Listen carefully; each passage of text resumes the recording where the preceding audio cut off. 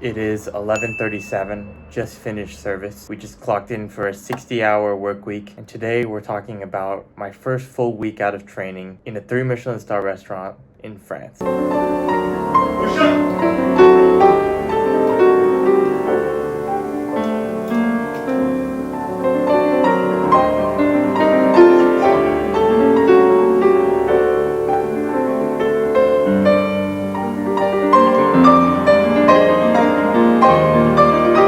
Welcome back to my channel. I'm a chef in fine dining. I'm also an American living in France.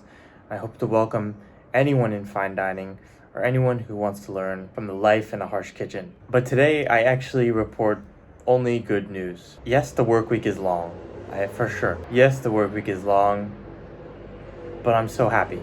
It has just been fantastic so far. There's just so much to be grateful for. I'm in the herb section, right? I'm a chef de commis. I'm very much, as many would say, are the lowest of the totem pole. But I find myself thinking I would be happy doing that for like a year.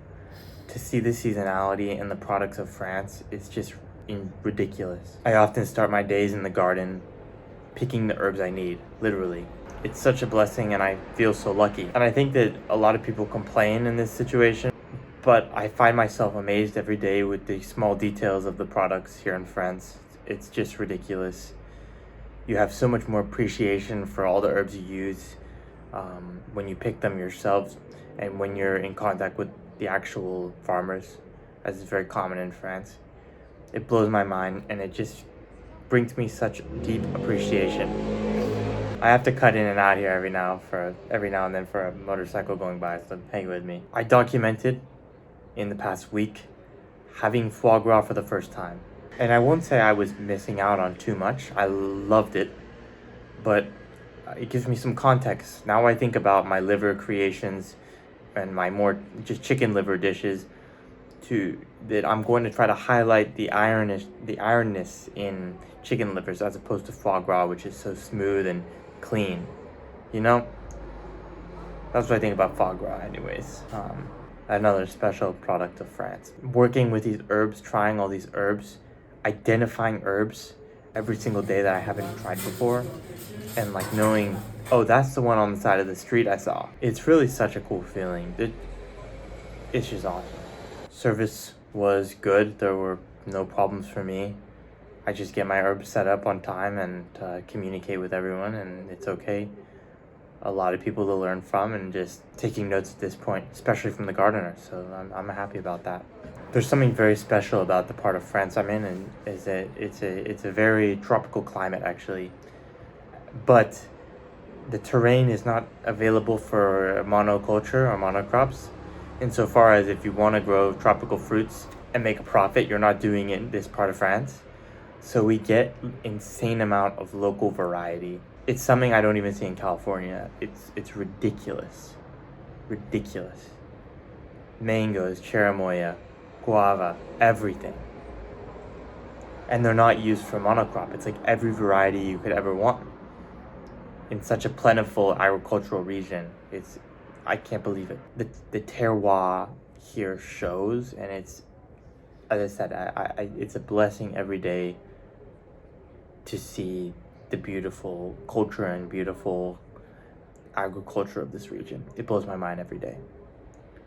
That's maybe one reason to come to France. It's just incredible, high quality products everywhere. Cooking for me right now, it represents the epitome of what I want cooking to be.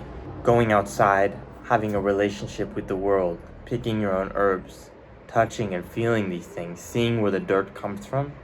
I literally do my work outside all day. It's not LED lit. It's a relationship with the world. And it's really what I feel like a lot of kitchens are missing. It's incredible. Guys, this is incredible. I'm so grateful. And I don't like to talk about my skills or what sets me apart differently from others. I think being humble is a very important thing because, you know, in reality, you're not that good. I'm talking about myself. But one thing I give myself credit for is that I think I'm the only one who has not gone to culinary school in the whole kitchen in the 3 Michelin star restaurant. So obviously, that's cool for me, even though I'm the only American. And that also means that the French cooking school is different than American cooking school. And it's the American school structure I have a huge problem with. So I like to give myself a little credit for that. I'm the only one that didn't finish a school program. So that's pretty cool, huh? One of the only ones. I'm not sure, but people seem surprised when I say that. The problem with cooking school in the United States is that it's just overpriced, and you learn more working in an actual restaurant. So, it's something I want to solve for people that like, even to work in Michelin level kitchens. Dude, I could take someone off the side of the street who's passionate about cooking over a culinary student that's not passionate and that just thinks they need to go to school to get the mark. I'll choose the passionate person every time, when I'm hiring. Like when I make my teams, I'm going to choose my team. Another thing, listen, salary is the way to go. If I ever have a restaurant in the States, it's going to be salary, all the cooks, everyone on salary. Done. Finito. Some people are doing it. It's the way to go. No doubt about it. 100%. It's and everyone is built different here, man. If I were to take the sous chefs in like the 2 Michelin, 3 Michelin star chefs in California and put them in a chef de partie position, work the line as of our meat guy, the guy who cooks all the meats, they would be smoked, dude. It's ridiculous how good the chef de parties are here. It's ridiculous. Like they have a half cow on their prep list. If you come to France, you're gonna come here and you're gonna get good. Okay, don't go to Copenhagen. Don't go to any other New World restaurant places. Go to France, man. You will get good. I promise you. Mahi-mahis, bluefin tuna, half beef, half veal. It's on this guy's prep list. He has to butcher it and then cook it every single day.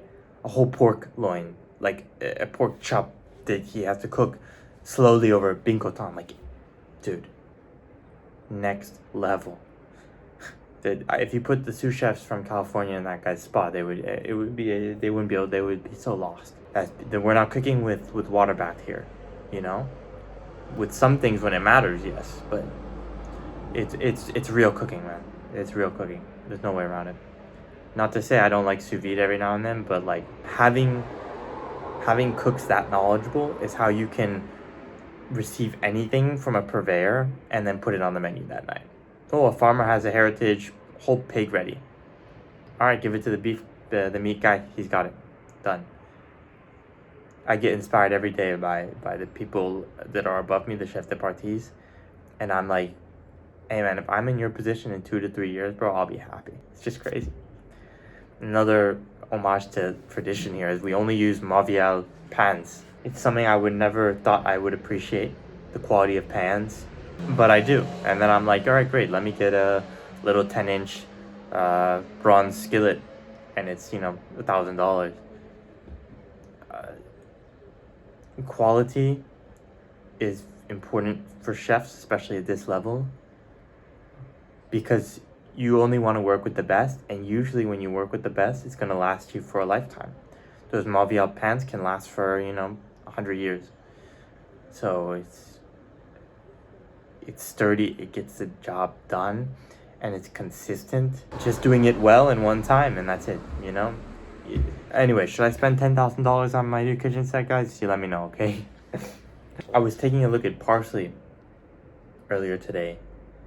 It's an herb I've never appreciated, to be honest, because when I was in California, in a rustic restaurant, you're just every dish gets a piece of parsley on it for who cares? No, who cares what? When you're working with the farmers, and when you realize that when you're not getting this shitty GMO parsley that's monocropped and farmed in a herb farm, when you get a piece of parsley that is in accordance with the plethora of the whole farm, and it's not just a single piece of parsley randomly coming out of the ground, it's like a bouquet of herbs that you pull up, and like 100 leaves, maybe 5 are perfect,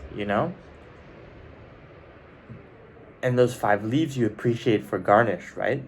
The rest you're smelling and you're tasting, and you're like, it's almost like licorice. It's crazy. The way you connect with your produce in cooking codifies how you're going to place your ingredients in your dish. If I put parsley in a dish, I want to highlight it now. You really appreciate that. And it's because you begin to formulate yourself in relationship to the garden and to the farms that you're getting from. That is so humbling. You know, parsley, it really changes your mind about some things. Really. Parsley is so flavorful. You just have to have the ability to care about it. It's that simple. And like once you harvest 100 leaves of parsley and you realize only 5 are perfect when they're grown properly, you become a lot more grateful for it. You appreciate it. It's a beautiful thing, really. That's it for now. I gotta go to bed and sleep. Cook a little bit more this weekend. Thank you for watching. Let me know what more content you want regarding around France and cooking. I'm grateful, I'm happy. Yeah. Keep it real out there, chefs, okay? Baby. 1 second, baby. And those stayed here. I just want to answer one question. Why do I make these videos and why do I stay up after service to think about cooking? These things matter to me a lot. And I really feel like on the YouTube space, there's not a lot of details about these more intimate things with cooking. Or with about the top level of cooking, a more conversational level, you know? These things that I appreciate, I feel like should be more widespread. And it's really just for a love of these things. And because I want to share it with other people. It's what I wish I had when I was learning to cook. If I could foster the same appreciation for these minute things. Or spread the love that makes me come to France and cook, you know? So that's why I do it anyways, okay?